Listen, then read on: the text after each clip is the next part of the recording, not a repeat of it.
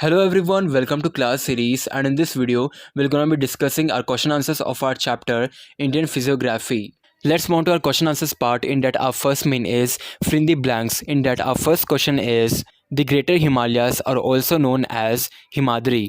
Our second question is the Lesser Himalaya is also known as Himachal. Our third question is the South India dash is the highest peak. The answer of this question is Anaimudi.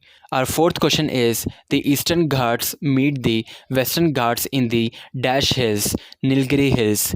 Our fifth question is the Northern Great Plains is made up of dash soil, alluvial soil. Let's move on to our next main, that is answer the following questions. In that our first question is which are the main physiographic divisions of India? The answer of this question is the main physiographic divisions of India are number 1 the northern mountains, number 2 the northern plains, number 3 the peninsular plateau, and number 4 the coastal plains and islands. Our second question is state how the northern Great Plains were formed.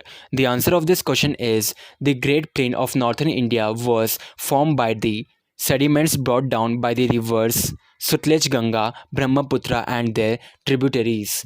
Our third question is write briefly about the Sivalik Hills. The answer of this question is it forms the foothills of Himalaya. They are also known as Outer Himalayas. They extend from Jammu and Kashmir in the west to Arunachal Pradesh in the east. They have flat bottom structure valleys called dunes.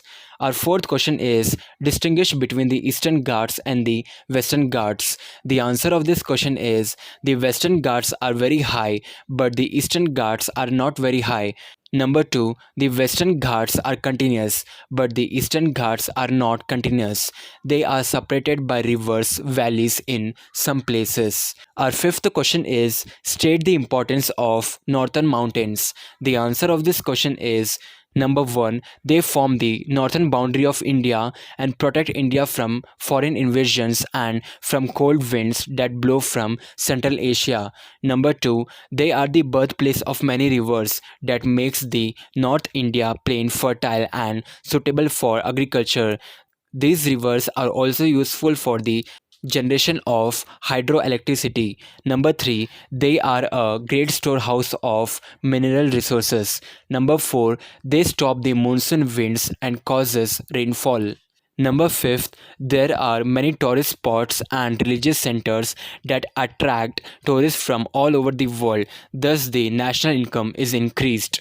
Number 6, the valleys of these mountains are noted for the cultivation of fruits like apples and crops like tea and saffron.